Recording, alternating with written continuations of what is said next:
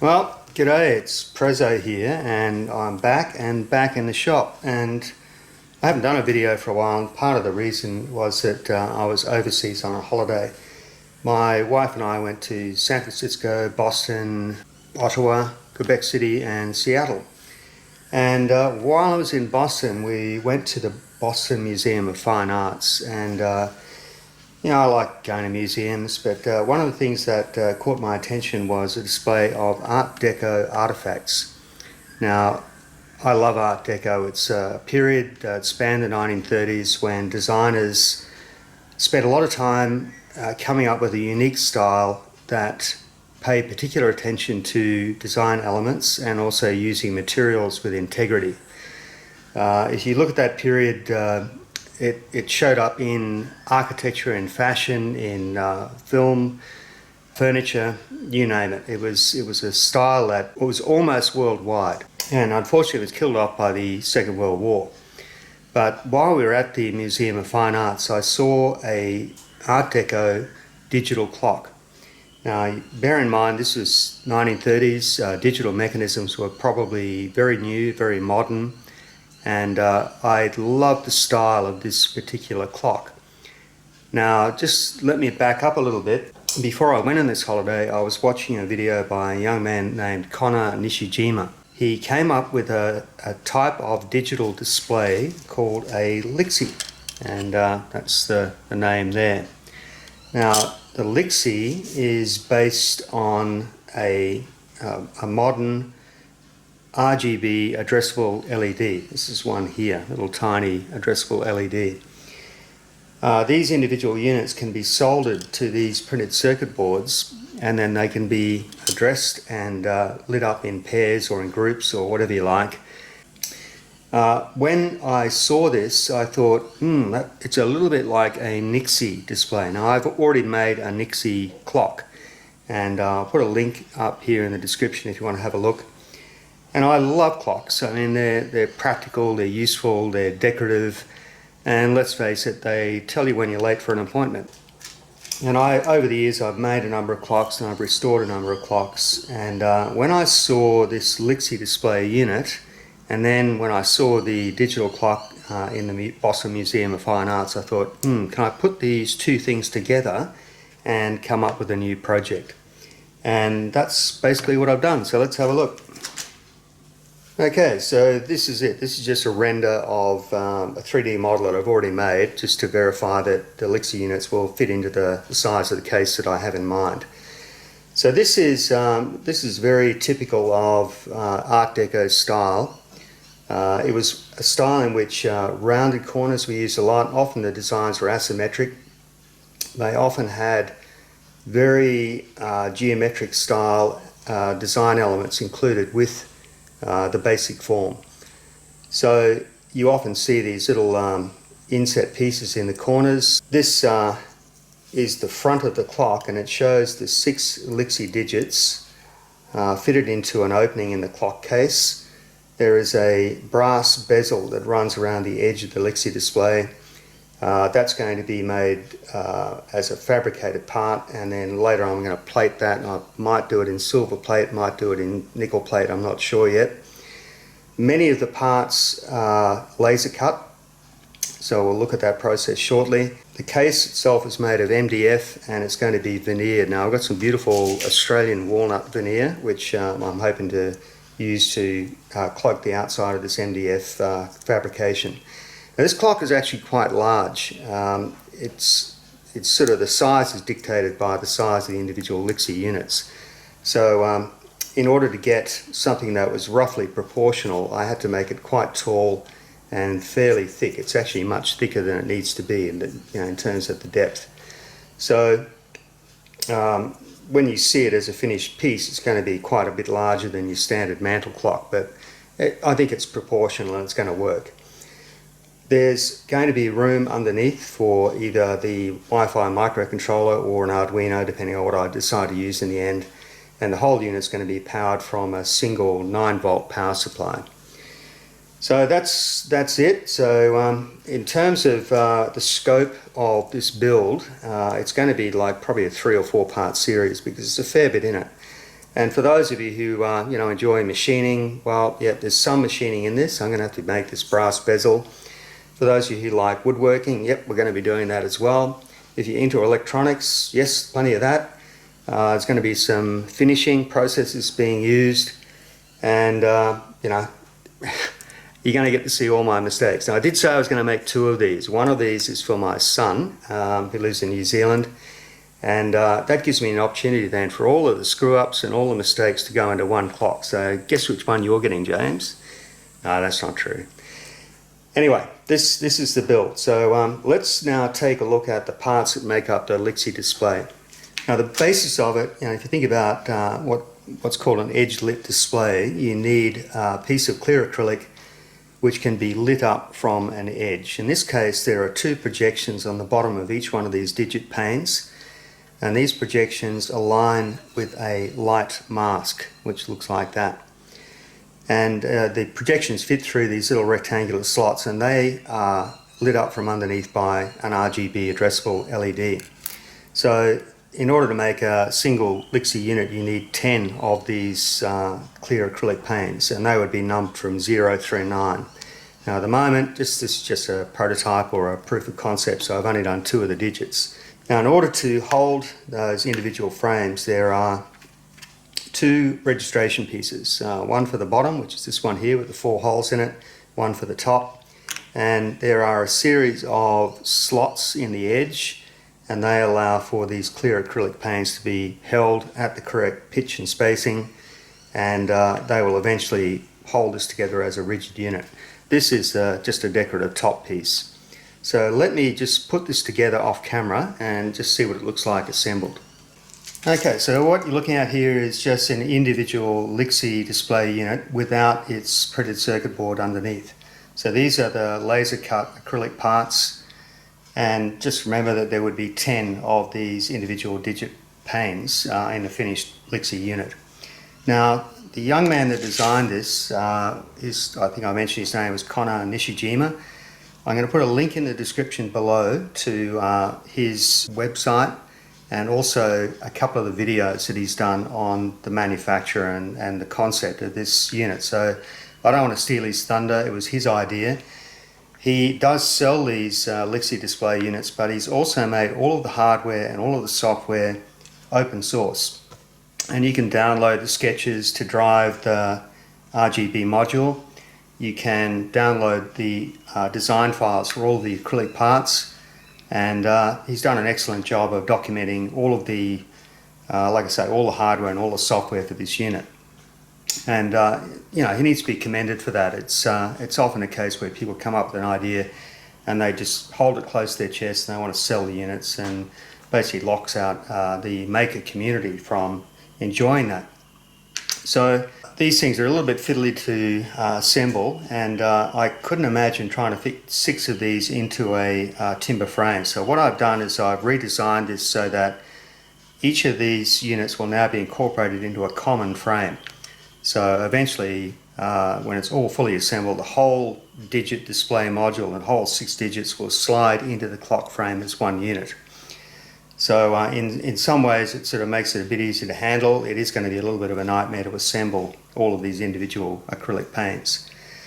Okay, so that's the plastic bits. Let's have a look at what drives that. Here's one of the printed circuit boards with the 20 RGB addressable LEDs soldered onto that. These are all surface mounted devices, so the soldering process is a little bit tricky.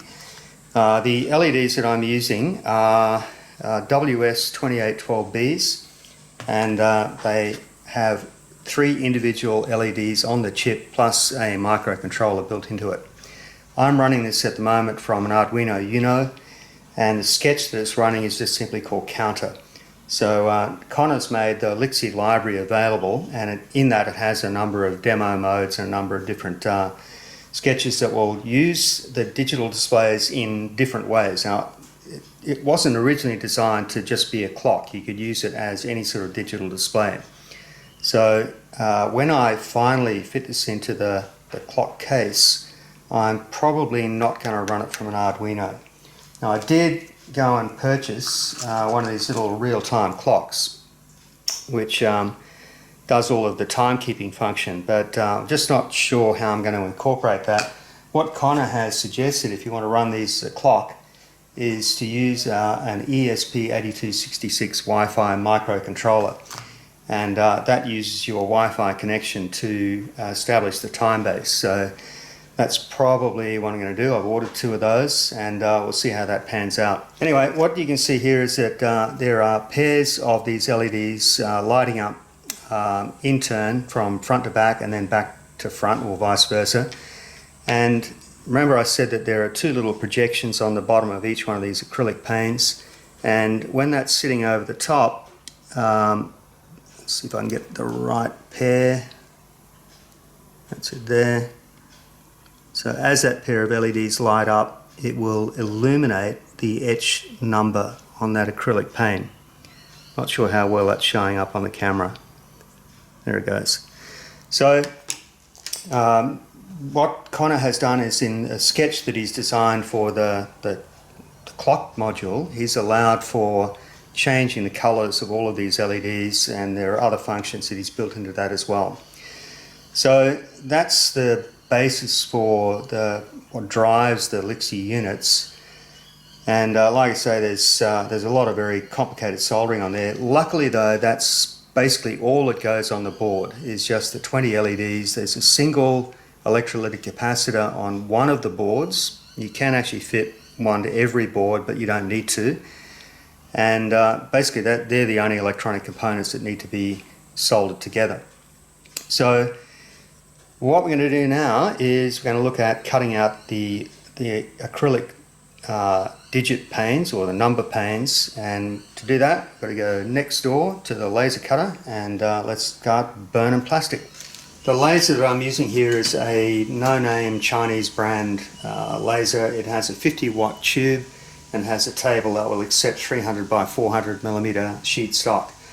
The material I'm using here is 1.5 millimeter thick clear acrylic, and I can fit roughly 12 to 14 digits per sheet, and I need 120 digits altogether for the 2 clocks. So I bought just enough sheets to do that. I might get the odd extra digit here and there if I mess something up. The artwork was all downloaded in Adobe Illustrator format, but I can import that into Corel Draw, which is what I use, and I played around with that and changed the layout of the sheets to suit the stock that I have. I've also flipped the digits, so it's going to be cutting them in reverse. And now on the original Adobe Illustrator files that Connor put up on his GitHub site, he had the etching right way around on the front face of the acrylic sheet. Now, purely for appearance sake, I thought the etching was better on the back. What I did initially was I cut out a few test pieces, and I checked the power and speed settings so that I could get the outline cut cleanly with no chance of that hanging up in the sheet. And the actual numerals themselves, or the digits themselves, I tried to get a speed and power setting so that it cuts about 3/4 of the way through the thickness of the material. It's got to be deep enough to interrupt the light flow as it passes through the edge of that sheet, but not so deep that there's a chance you're going to cut right through. If you do that, the appearance of the digit when it's edge lit is going to be blotchy and it just won't look right. So I'll go ahead and cut this first sheet, and we'll see how they turn out. Okay, well, I got that all set up, and I've disabled my switch, my safety switch on the lid, so you can see what I'm doing here, but I promise I won't stick my hands inside. Okay, here we go.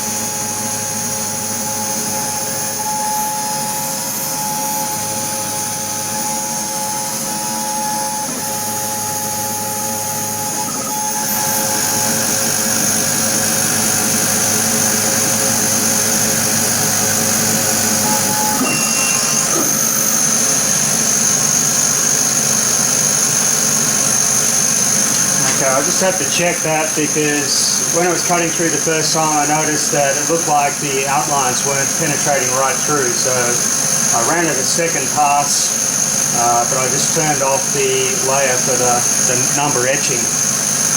As long as you don't touch it, you can run a second pass and you're usually good. So these should be falling out. There we go.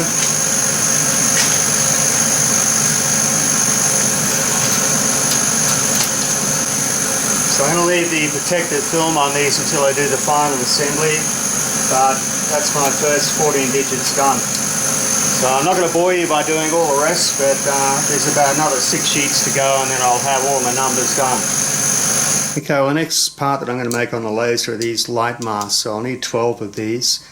This was supposed to be made from acrylic, 1.6 millimeters thick. I did buy some, but it turned out it was 2.3 millimeters. Probably won't make a lot of difference in the overall assembly, but the plastic I'm going to be using is a cheap Chinese brand laser engraving plastic, and I was told that it was safe for laser engraving, but it smells a lot like PVC when it's cutting. And from what I understand, PVC is sort of bad for your laser engraver. It produces chlorine when it cuts, and that can corrode your metal parts inside your laser. I've only got to do 12 of these, so I'm prepared to take the risk. The material that I've got is black on one side, yellow on the other. The yellow side will go down, and you know, from the top of the display you won't see any of it at all, so it won't matter. So let's go ahead and get these cut out.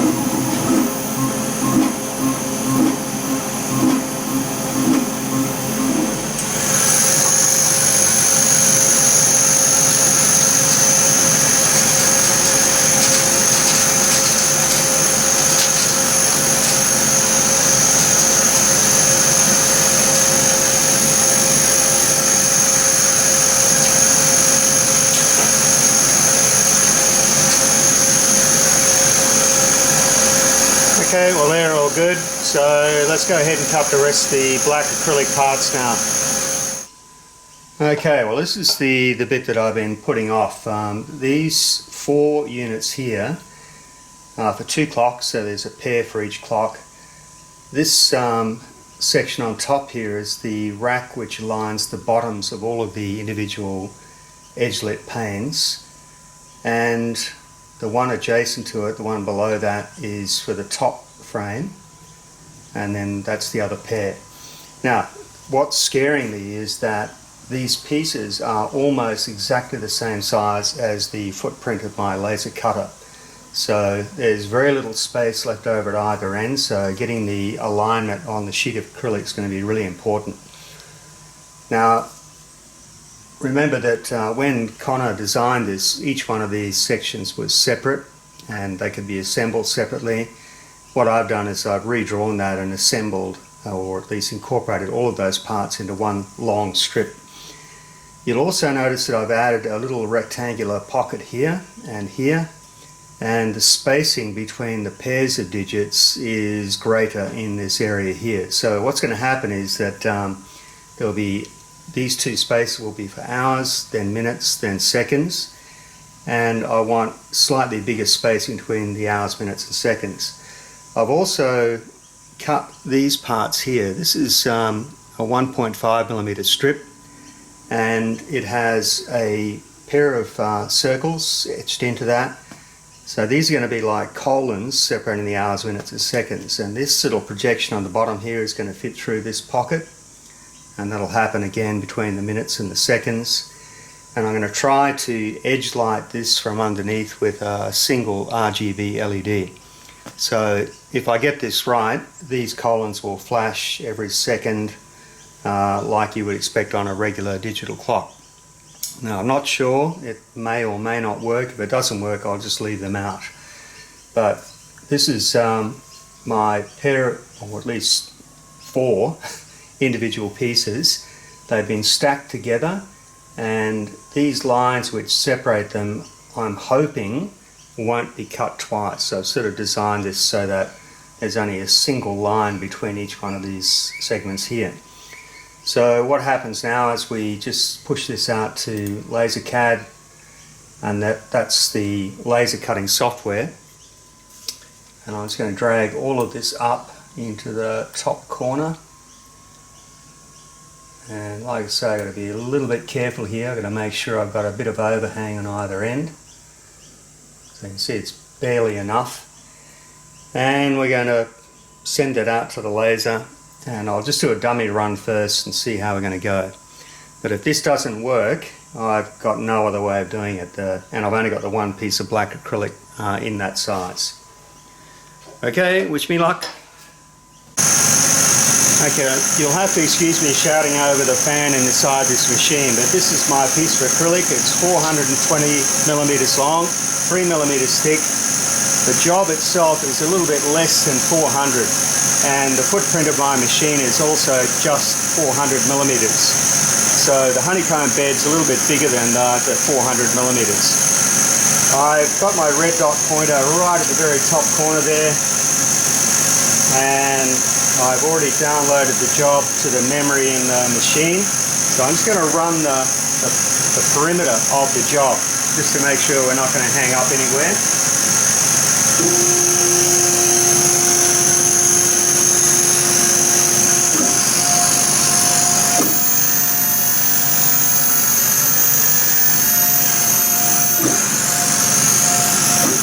Okay, so that looks alright.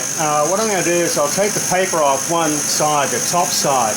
The paper does absorb a bit of energy from the laser, and it's quite hot today. It's about 30 degrees here in the afternoon.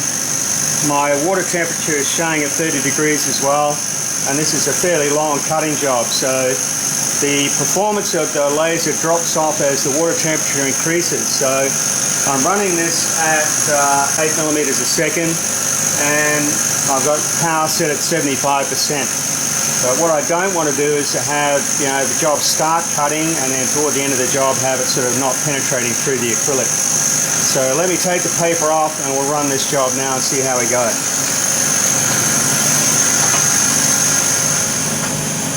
So this is a one-shot deal. I haven't got another piece of acrylic.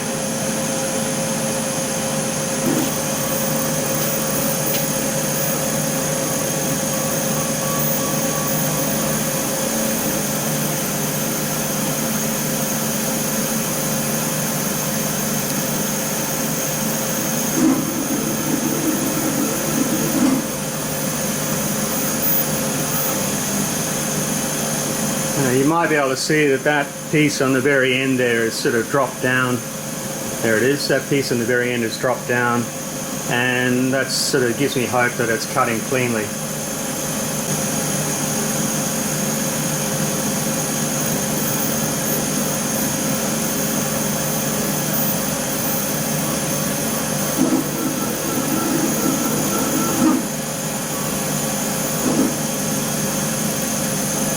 You might notice that there's no logical sequence as to how this cuts. I think it depends on how you've edited the original vector drawing. It seems like the last edits you do are the ones that get cut last. So I did mess around with this a bit, so that's why it seems to be cutting out of sequence. I think the software also has an optimization program built into it, which tries to keep the amount of X and Y moves to the minimum. But who knows, it might just be making it up as it goes along.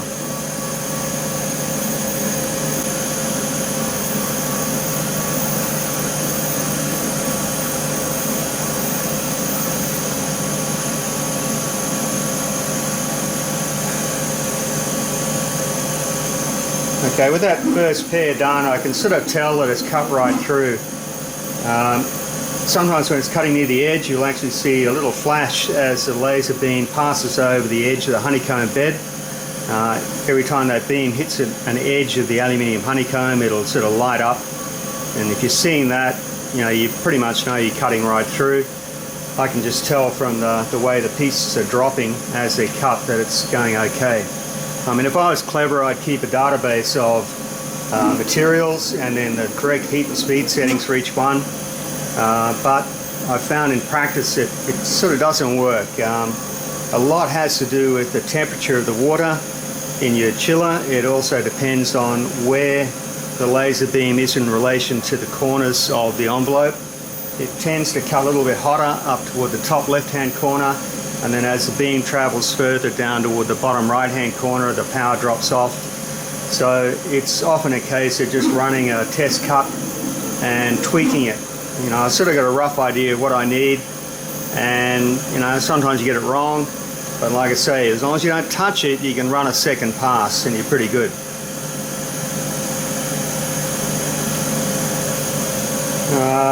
I don't know if you can tell here, but it's recutting a line, so I screwed up somewhere when I was doing my vector drawing, but yeah, that's okay. So that job's finished. Alrighty. Yeah.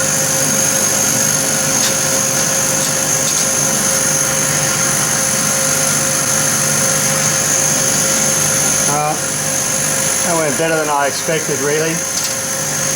So that's a pair.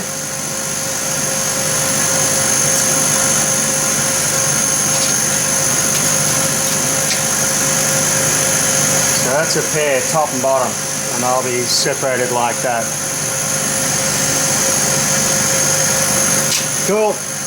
Okay, just before I wind up here today, it's getting late. Yesterday I cut all the digits, and when I was doing this, I figured that the seconds, you know, just to ensure that people know it's a clock, I could do the seconds smaller than the hours and minutes. So that number 8 in my left hand is the full size 8 digit. The one in my right hand is 75% of the original size. So the 2 seconds windows are going to have the slightly smaller digits.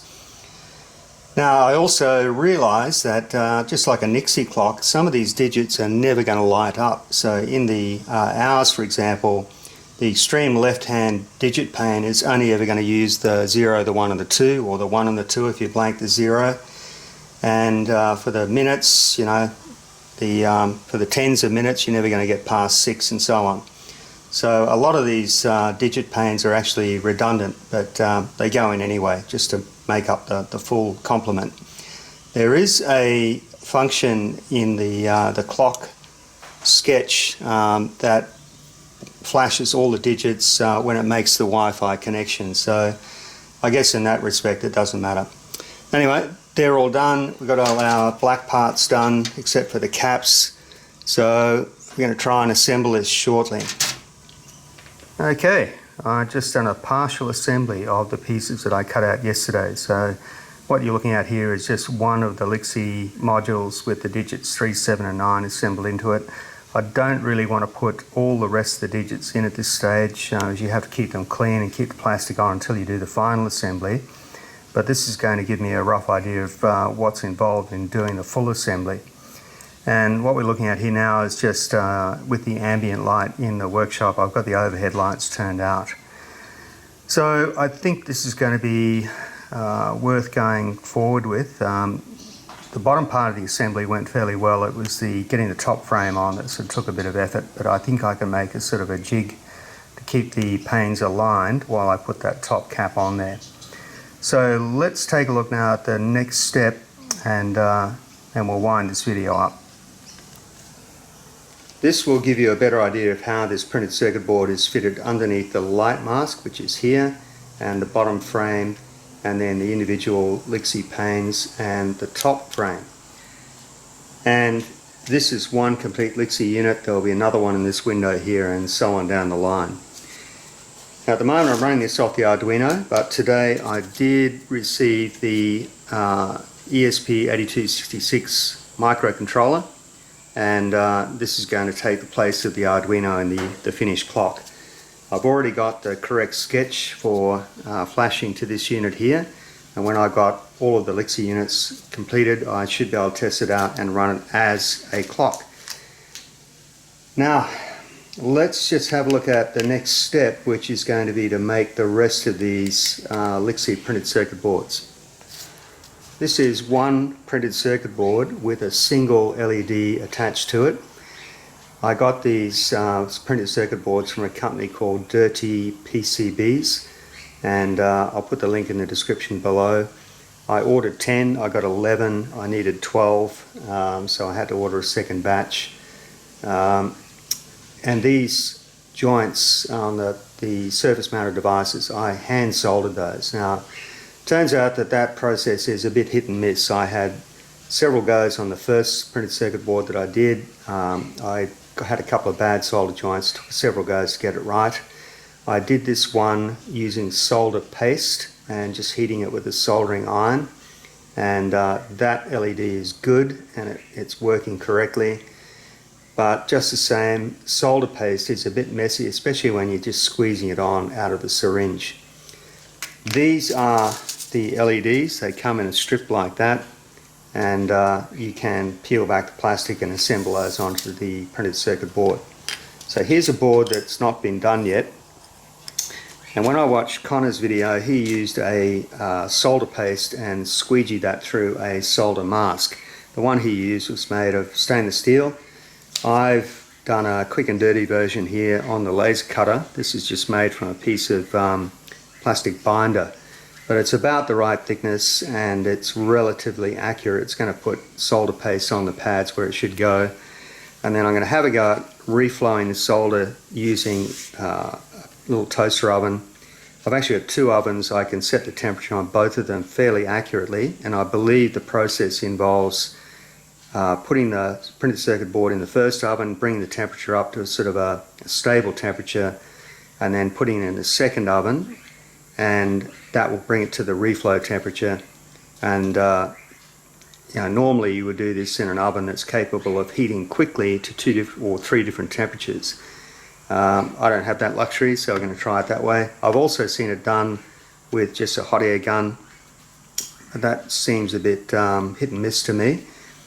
Anyway, the next video you see, I'm going to be doing all of this process, and it could all end in tears. I don't know. We'll just see how we go. I've got a few spare boards, I've got a few spare LEDs, so we've got a bit of latitude to correct mistakes, and there's going to be plenty of them, I can tell you. So anyway, I'm going to wind this video up here now, and I invite you to watch along as we do the next couple of steps, and hopefully we'll all have a few laughs. So for now, thanks for watching.